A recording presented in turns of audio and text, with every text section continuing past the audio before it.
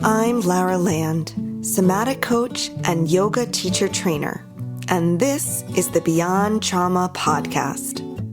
What a couple of years we have had. The challenges continue to grow, and more of us are experiencing some level of traumatic stress. My commitment here is to bring you the most up-to-date insights on exactly how trauma affects our mind, body, spirit system, and how we can work with our bodies to soften its impacts.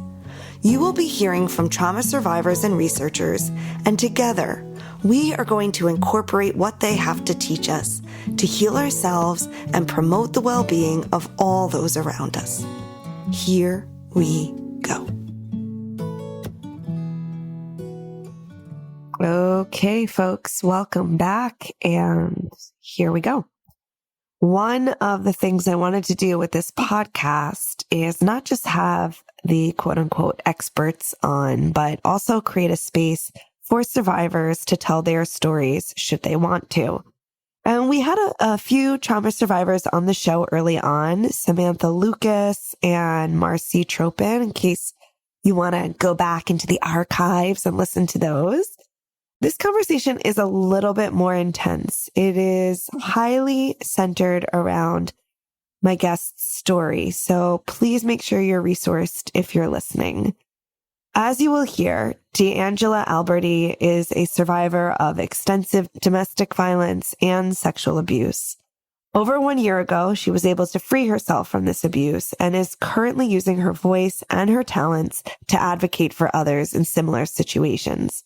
She does so through sharing her story and by helping trauma survivors reconnect to their personal power through her business, Emotional Rebirth. D'Angela Alberty is a lifelong learner, a criminal justice graduate, a domestic violence and sexual abuse advocate, a meditation and yoga teacher, energy healer, and business owner. Choosing to focus on her physical wellness, D'Angela became a certified health and wellness coach in September of 2021. She has 200 plus hours of yoga training, ranging from vinyasa focus to trauma-informed practices. And she completed the 3.5 Acres Yoga nonprofit trauma-informed yoga teacher training with me. If you haven't checked out the nonprofit yet, please make sure to look at all we're doing. And of course, at D'Angela's links in the show notes. Also, make sure you hang on to the end because D'Angela gives some really great practices for helping with PTSD, for grounding in present moment, and my favorite, her unique take on affirmations. Okay, here we go. So I thought that we could start by you telling folks how the two of us met and how we came to work together. Great. Yeah, of course. Great.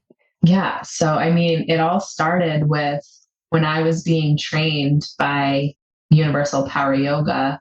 The owner had known about my trauma history and everything. And she had said that she had received an email from a company called 3.5 Acres Yoga, and that this would be perfect for me and I could get trained by them.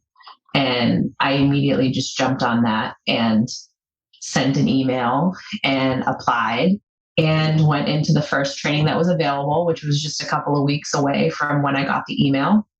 And it just worked out so perfectly because the volunteer exchange of, I could get trained by volunteering my time, but still get that certification. So I thought that was amazing. And then, so that's where we first met, was through that training, which was in September of 2021. And I had done all of the volunteer work for my certification. So I think that was about 52 hours. So I had done many things along, the lines of administration work or putting some videos together of just from my personal experience from the training. And then I became, I did my co-teaching hours, my observation hours, and I did all of that. And then through there, I think I just really wanted to work with you with everything that your message is about. It was extremely inspirational, and you were always talking about how this was an exchange. And I never felt that you were like an authoritative figure. I felt like we were, very much on equal playing fields in whatever we did. So I thought that that was, very respectable. And I wanted to just be a part of that as much as I could. So when there was coaching opportunities and the program coordinator opportunities, I really just jumped on that. And I've loved everything that I'd love to be a part of Faye and just everything that 3.5 acres, represents. And I'm happy to be a part of it. So I really just want to thank you for, that was for so everything. Nice. I hadn't had a chance to hear that. That's so nice. I really appreciate that. Yeah. Yeah, that recount and thank you for that. Of course. Yeah. So, I mean, I think people know, but for folks who might not know about the nonprofit 3.5 acres, which we'll for sure have in the show notes, is the nonprofit that I formed in early 2015. And as you were explaining, one of the things that we do is train yoga teachers in trauma sensitivity. And we try to make it really accessible for yoga teachers. So we offer trade for the training where, you can have the training for free or for kind of reduced rate in exchange for doing these volunteer hours. And actually, it's great because you get to practice teaching and hone your skills. And then, as you were saying, you get to do other volunteer opportunities, not just teaching, but sometimes social media or doing some videos, in true grassroots nonprofit, forum. We have a little bit of everything going on. And then from my perspective, you've just been such a pleasure to get to know and work with. And just one of those, some people go through the training and you don't really hear from them again, but some people really shine and are just, you can feel that they're into it and they're available. And you're definitely one of those people and your teaching's phenomenal every time I've observed you. So when we've had an opening at the organization for a paid position, I was really glad that we could offer that to you. And that's the model and the goal of the nonprofit. Yeah, it's beautiful. I've loved every second of it. It's really great. I love what you're doing. Well, thank you. It's been a challenge since COVID, so as you know. So yeah, we're going to hope that someone listening can help us with some funding. Exactly. But we're going to keep it going. We're going to keep it going because of all the people that it's helping. And, just talking to you makes me remember that. So we met through that and we have kind of all these multi-layered and like you said, very person to person equal relationships. And you had mentioned to me that you wanted to come on the podcast. We've been sharing that this podcast started with all our teachers at Faye, and you reached out and said, I really should be on this. And you wanted, I know, to share your story. Yes. And so I want to give you an opportunity to do that. I know that there is a lot of trauma in that story. So I want to just make sure listeners know that. If you're not resourced today, think about if this is the right time to hear that. And of course, I want to check in with you, D'Angela, and make sure, even though we said we'd be here at 8 p.m. on this day, we have to allow for that we're human. And I want to, make sure that you're feeling resourced and that that you're in choice this whole conversation and can share as much or as little as you would like to. Yeah, of course. I appreciate you checking in, and I have my water and I have my breath and I'm ready. Okay. Well, I'm going to kind of hand it over to you and mostly listen. I mean, of course I'm going to jump in and I have some questions, but why don't you sort of tell us what you wanted to share? Yeah. I mean, I think that I'll be 31 next month, and there's a lot that I have experienced since birth. So I was born into domestic violence. I'm the youngest of 4 children, and my parents experienced a ton in their upbringing. And then by the time that I was born, there was already a lot of violence taking place in the home. So then I was born into that. So just experiencing everything that my mom was feeling while I was in the womb. And then I was just kind of brought up in this world thinking that my surroundings, everything that I saw and witnessed was just normal behavior. And this is just the way of the world. So that was just a lot of physical violence.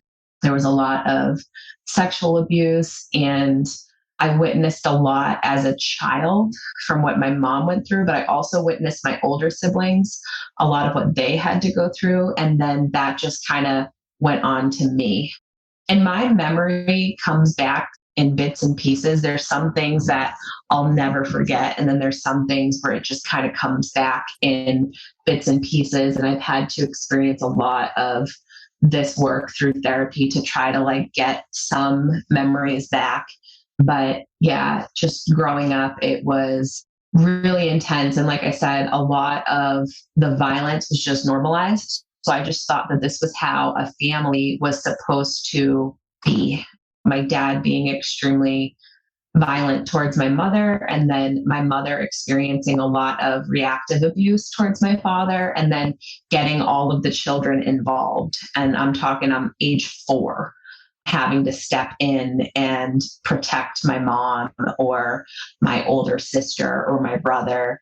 And it was a really small house, and everybody just knew everything about one another. So with that upbringing, it didn't really set me up in a way where I understood how to kind of be in the world. So I didn't really know how to make friends. I knew I wanted to make friends though. Like I knew I wanted to get out of the house and talk to other people. I just didn't really know how to do that. So I was very just overbearing to some people. It's just, hi, I'm D'Angela, be my friend. Some people reacted really well with that and others didn't. So it was very 50-50 the way it was going to go. But I made friends with a lot of my neighbors just for like a safety route. So that's really how I got fed. And that's where I felt safe, was when I was around my neighbors.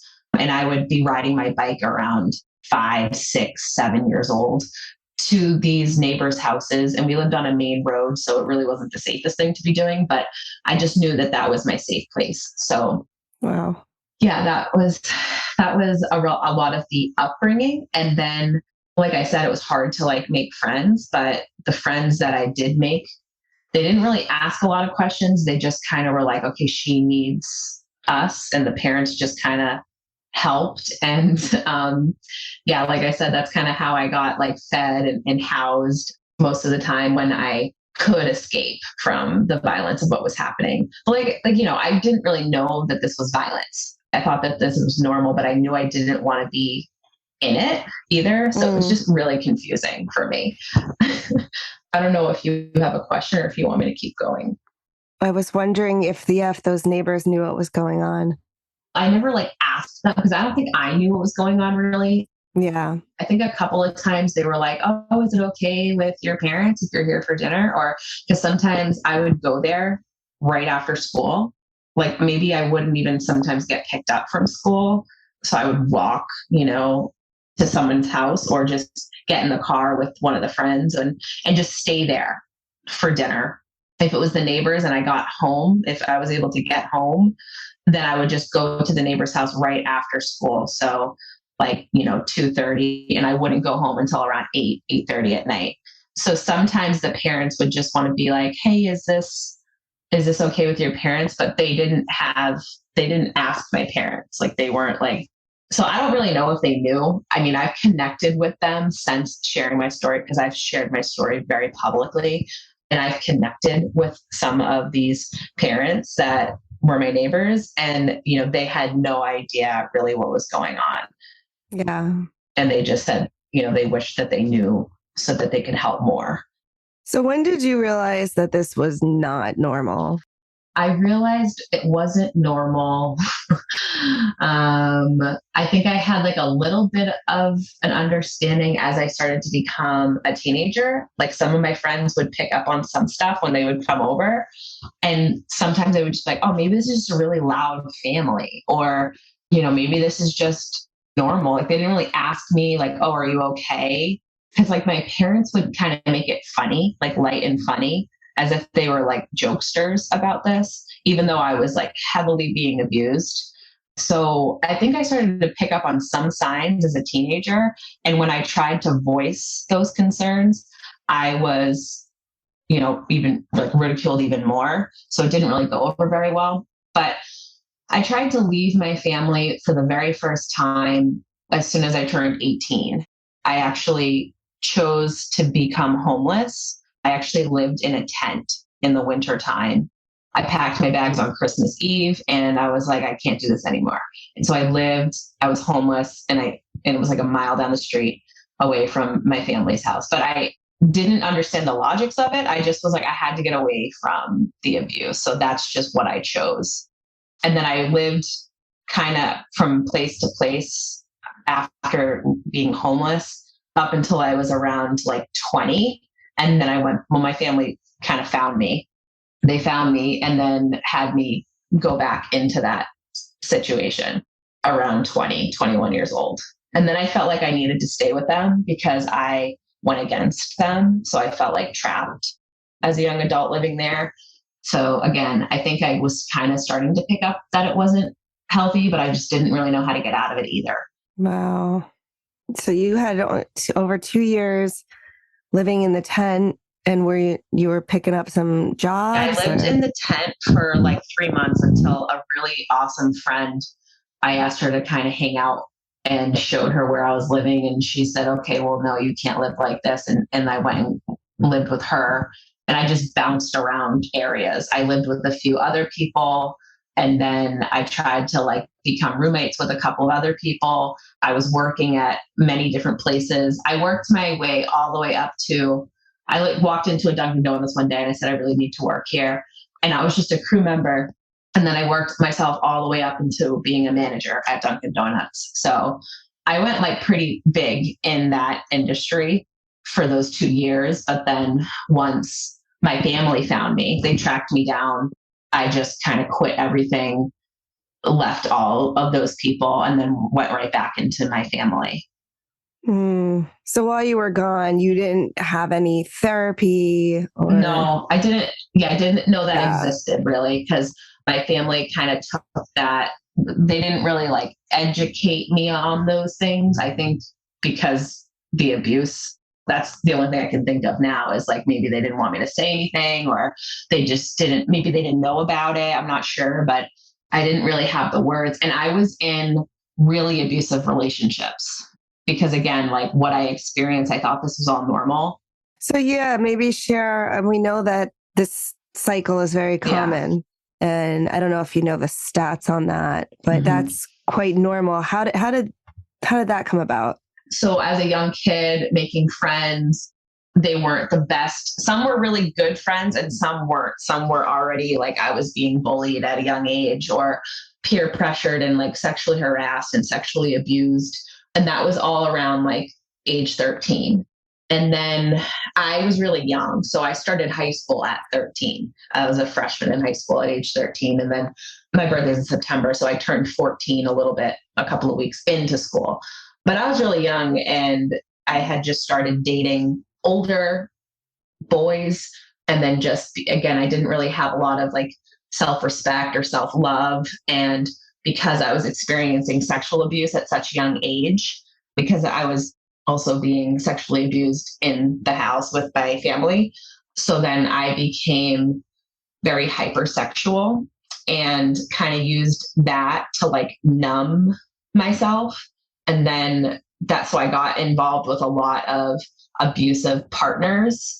And then one of my abusive partners had said like, oh, have you ever tried, like substances before? And so they introduced me to marijuana and alcohol. And so I started numbing myself through sex and marijuana and alcohol. And then that's really how my life kind of went about for about 6 years.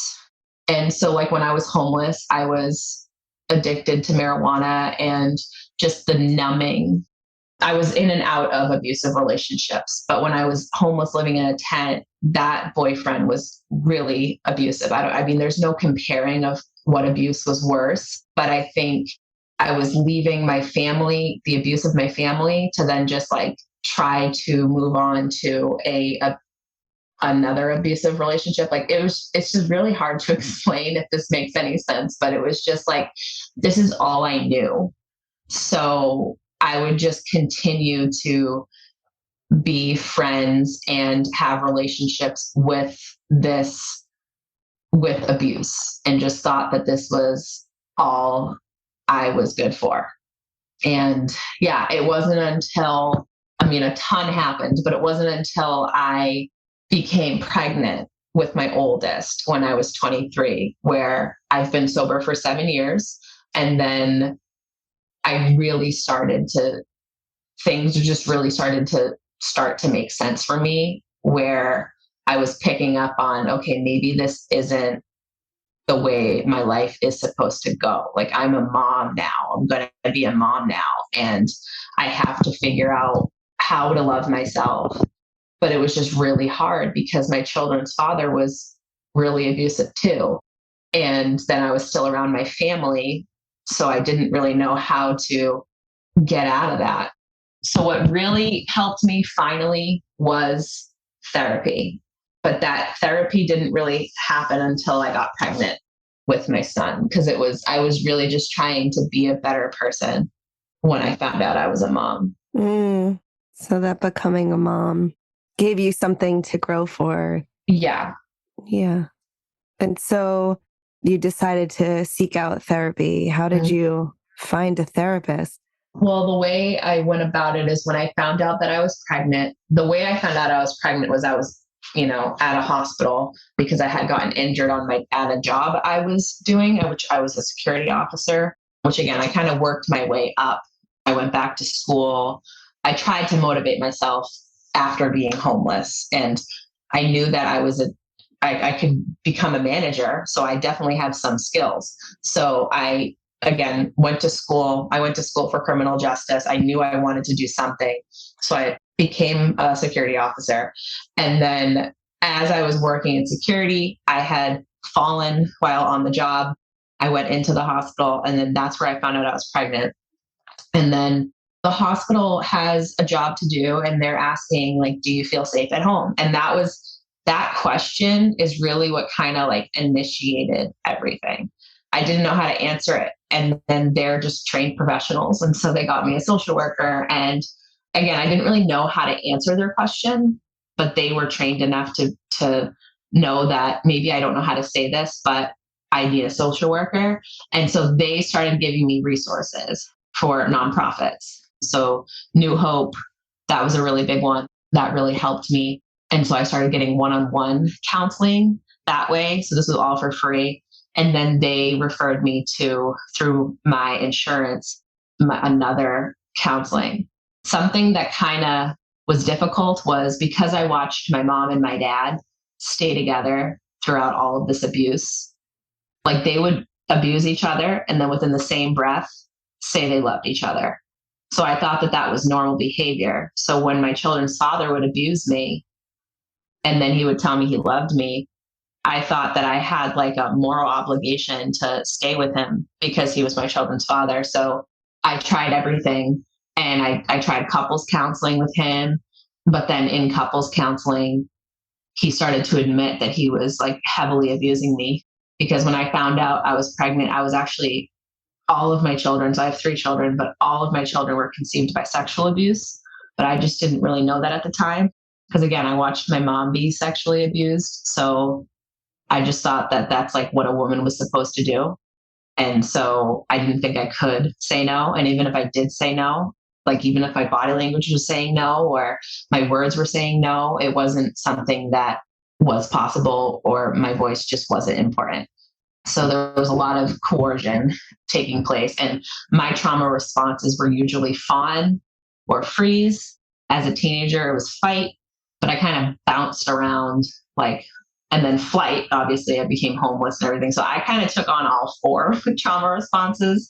But yeah, so the therapy, I tried couples counseling. Obviously, that didn't work out, but it was the hospital that I gave birth to my son at that really started to make it make sense to me. They started using words along the lines of, you're being raped. And I didn't know that this was real. Like, I didn't really know that that's what was happening, because he would come into the hospital and try to sexually abuse me at the hospital and physically abuse me at the Oh hospital. my gosh. Yeah. So they had to call the Boston police many times. And then they had to keep my name safe.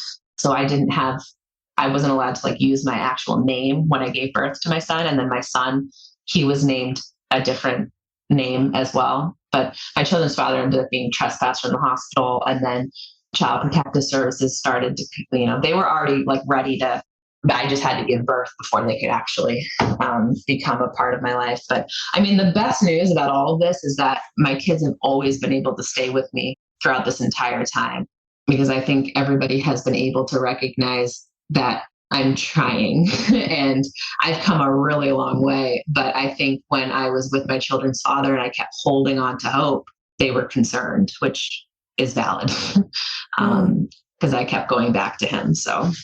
Yeah. And in that case, there could have been a danger that they would have removed the kids from your. Exactly. Yeah, exactly. And that was their number one concern as soon as, especially when they started to see that he would openly abuse me in public too.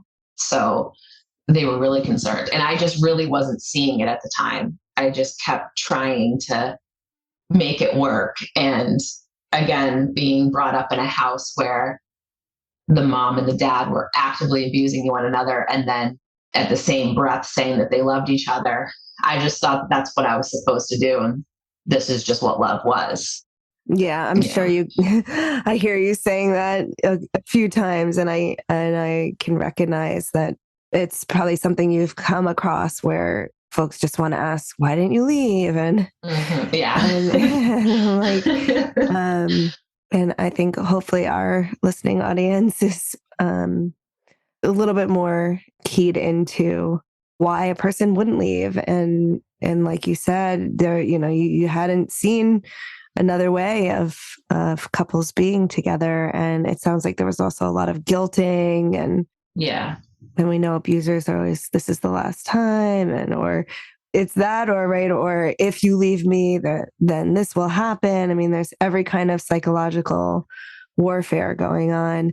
It's really interesting. And, kudos to that hospital, because where I live up here, I'm now, in the Catskills, and I guess there must be a fair amount of domestic abuse, because they are asking constantly here in a way. My doctor's here asking all the time, sometimes where I'm like, guys, I'm good. But now I can really, not have that attitude, but really realize that because I always thought those are kind of routine questions. I never gave it the deeper thought, D'Angela. Thank you. Like, that actually could be the question that starts the beginning of someone realizing that they're not okay. Yeah, that question really made my wheels start turning. And I was like, well, what is it like to be safe at home? Like, I was like, I didn't think that was even an option. So when they asked me that question, they could see, again, these are trained professionals, and they immediately were just said to, it was a male doctor and he had a female nurse, and they just both looked at each other, and it was like they knew, like, okay, go grab a social worker. And then a social worker came in and they started asking me a bunch of questions, and I just started telling them, and they were rightfully concerned about me and my baby, of course. And I was only 5 weeks pregnant at the time. I was 23, but I felt like I was about 14, because my brain, all of the trauma that I experienced, I didn't really feel like I was a 23-year-old woman. I felt like I had, like, my growth was stunted with all the trauma that I went through. So I was really confused, and I knew that I wanted to be a mom. I knew that I was going to be a parent, but I think that's what also concerned them. And then when they started hearing about my home life and how I got pregnant, and because I didn't have the terminology back then, so I was just kind of saying this as if this was normal. And they're just taking notes and saying, like, this is not. And then when they started meeting him, because he tried to, like, come to the hospital and come to my appointments a few times, and that's how they started witnessing this, like, okay. And, he had given me STDs and really started jeopardizing my pregnancy. I started dilating at 20 weeks. I was born with a open and short cervix. And so at the hospital, when they told me that I was pregnant, they said, most women can have intercourse during pregnancy, but your anatomy does not allow that. And then when he would come to the appointments, they would say it in front of him and he would say, okay. And then as soon as we would get back in home, like away from the hospital, he would start sexually abusing me to the point where I started dilating at 20 weeks. I was 1 centimeter at 20 weeks. And then I went into the hospital. Well, they ambulanced me to the hospital. And then I started getting to 3 centimeters.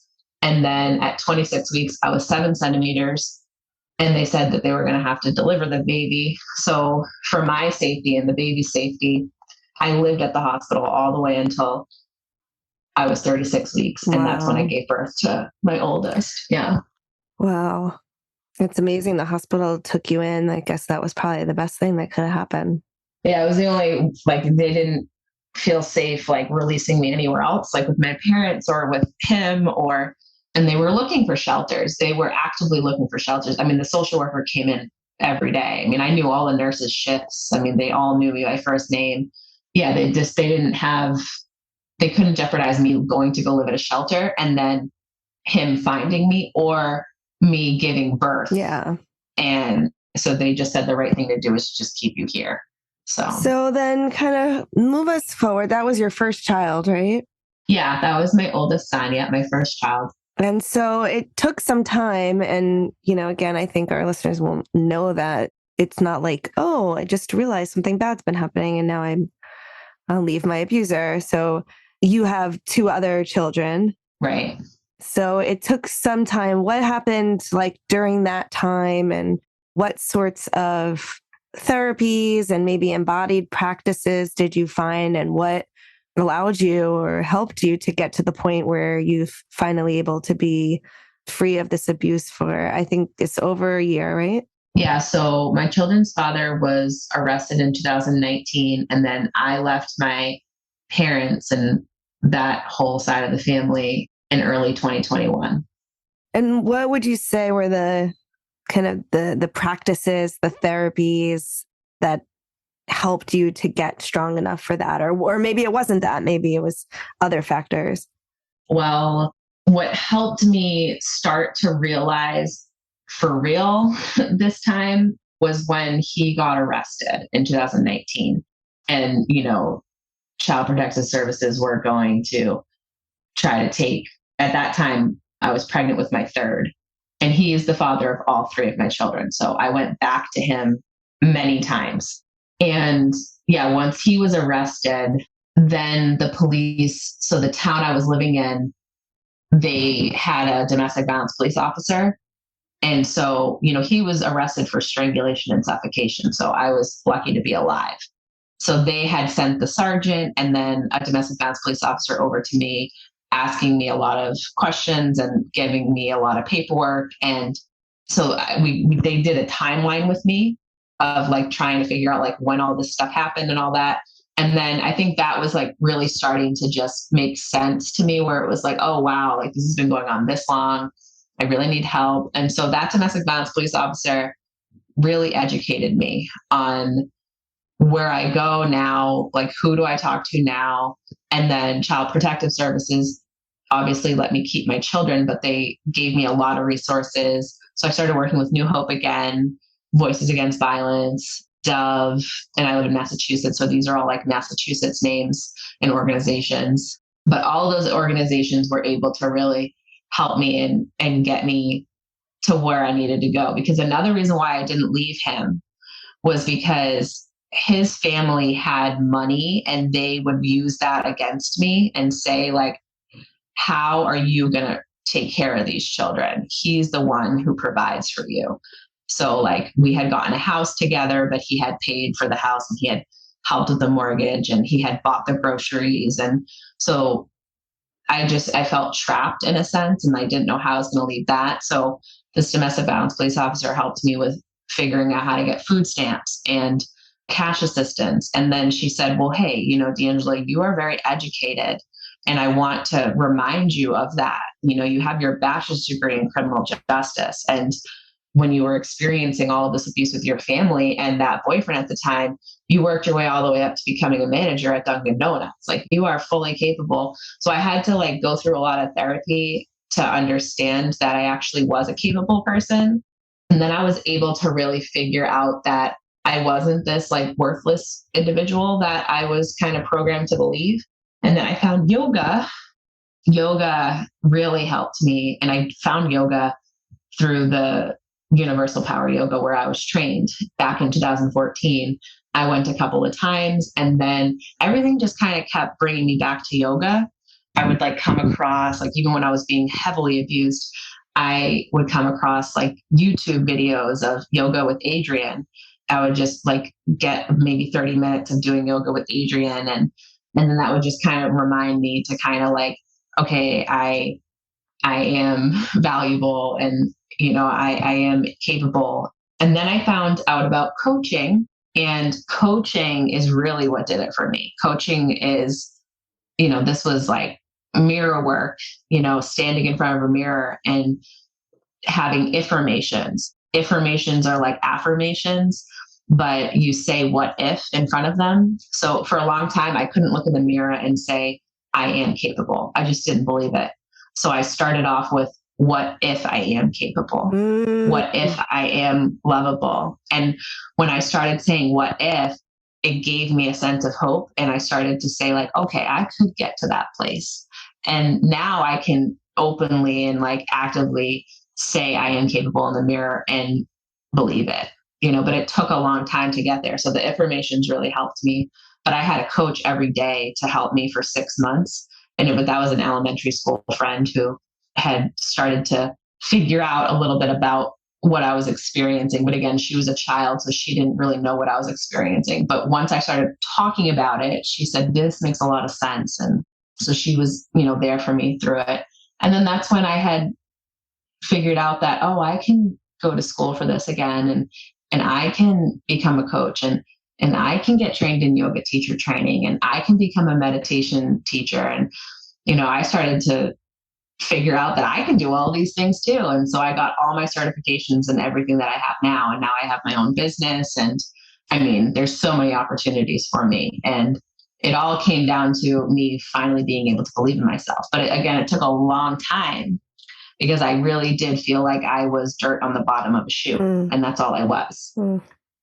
Yeah. And I want to ask you about all those things that you're doing now.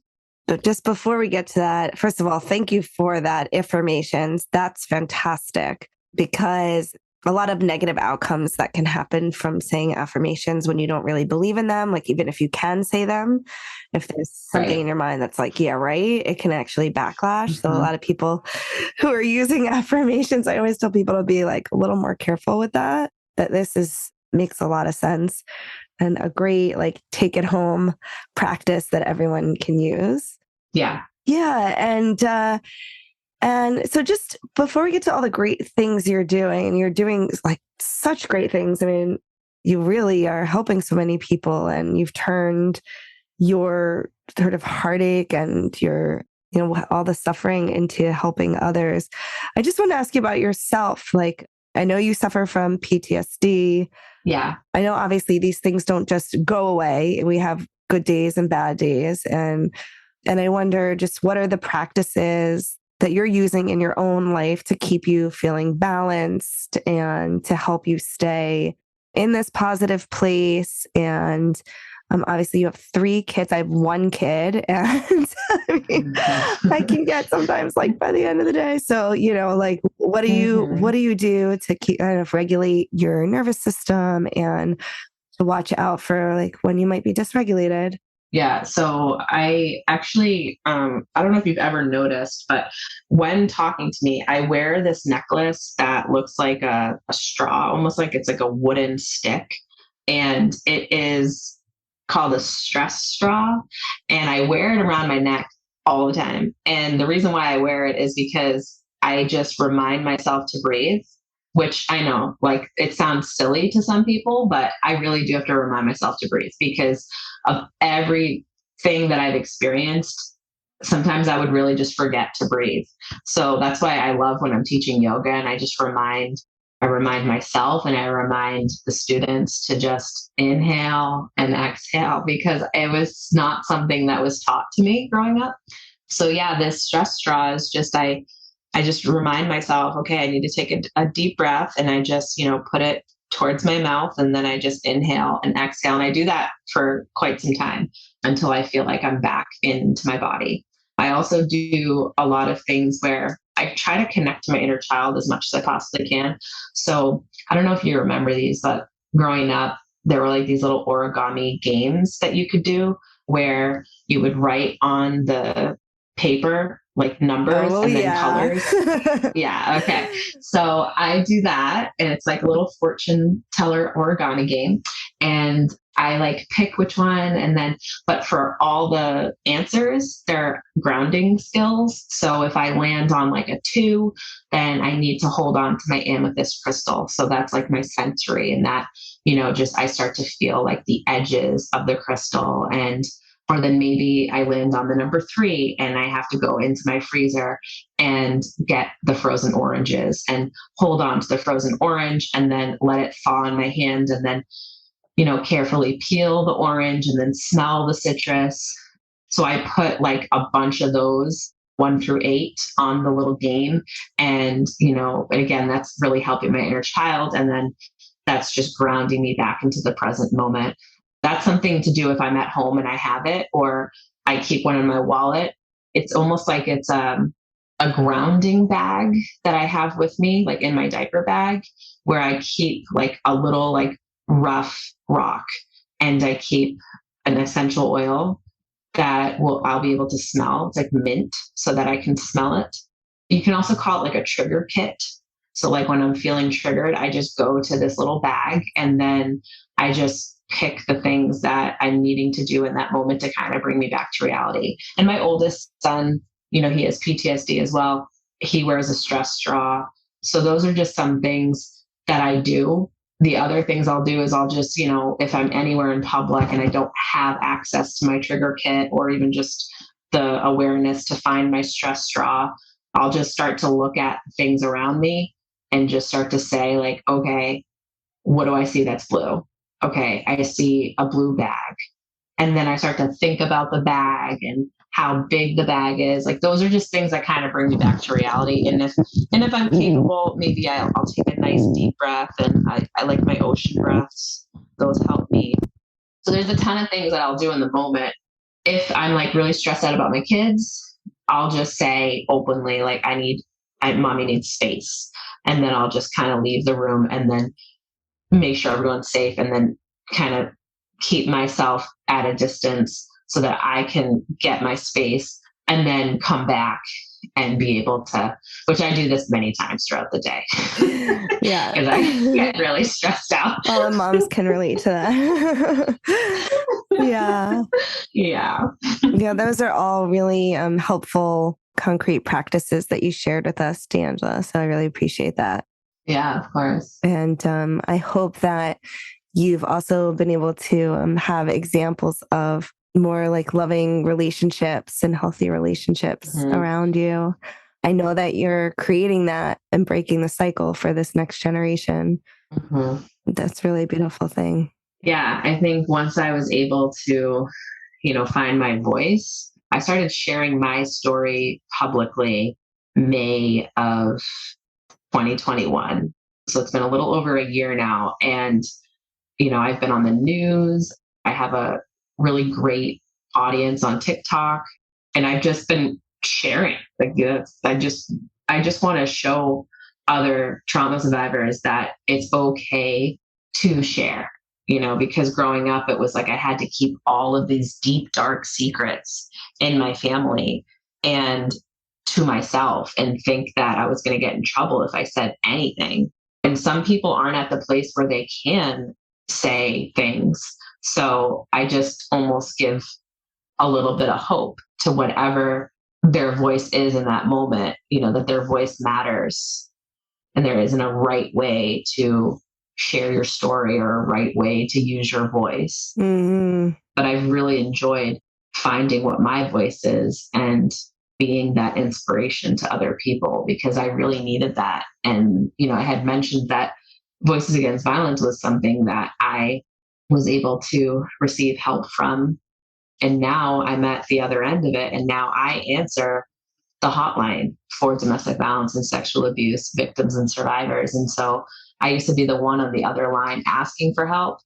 And now I'm at the other line, giving the help. Wow. So it's pretty powerful. Wow. Yeah, that's beautiful. And share with us the other things that you're doing, your business and. Yeah, my business is Emotional Rebirth. And I had mentioned that 6 months of coaching that I got and I had received from an elementary school friend. I got all that training and just used all the resources that I was able to get and created my own business to put all of these tools that I learned into a 12-week program for trauma survivors. So I have a lot of different ways that it can be done. Like I said, I have a pretty great audience on TikTok. So if any of the money that I get from TikTok, I use that as a scholarship fund so that if there is a trauma survivor who really needs help, but they can't afford my services, then they can get into that scholarship fund and have that be how they get resources. And we do a lot of one-on-one coaching with the mirror work that I talked about, the affirmations that I talked about. We talk about, how you can respect your body. So I help them just really be able to get a hold on what their sleeping is like, what they're eating, what they're putting into their bodies, if they're drinking enough water, what are they doing to move their body every day. We talk about how stress is and emotions are being stored in our bodies. And so we just have to find 20 minutes of active, conscious movement every day. So I help them through yoga if that's what they want to do, or I just help them find out what that physical practice is for them. Is it walking, or is it cardio at a gym, or is it dancing? It could be anything as long as you're actively and consciously moving your body for 20 minutes a day. So we find what that is for them. And then we really just focus on getting out of survival mode. That's where I lived. That's where I was comfortable for years. It was just, okay, eat, sleep, and don't die. That's literally where I was for many years. But that's not really a fun way to go about life. So we just start to figure out what is home.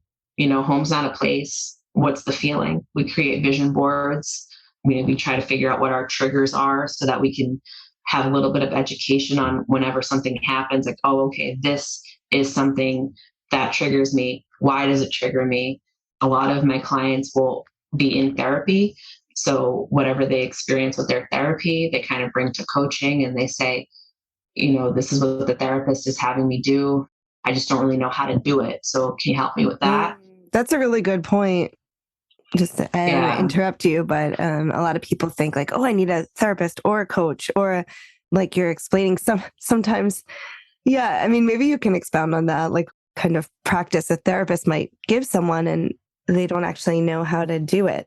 Yeah, well, I experienced that a lot when I was receiving therapy, and, I'm still in therapy and I love my therapist, but sometimes therapists are just really busy and they have so many clients. And I think my therapist has 45 clients. And so they have to figure out everything about those 45 people and remember it and then give their time to these people when they have very similar stories to mine, and it's we have to be able to kind of help all of these people all at the same time. And it can become very overwhelming for the therapist. So they're giving us these great tools to be utilized. And then we're only given about 45 minutes to an hour a week.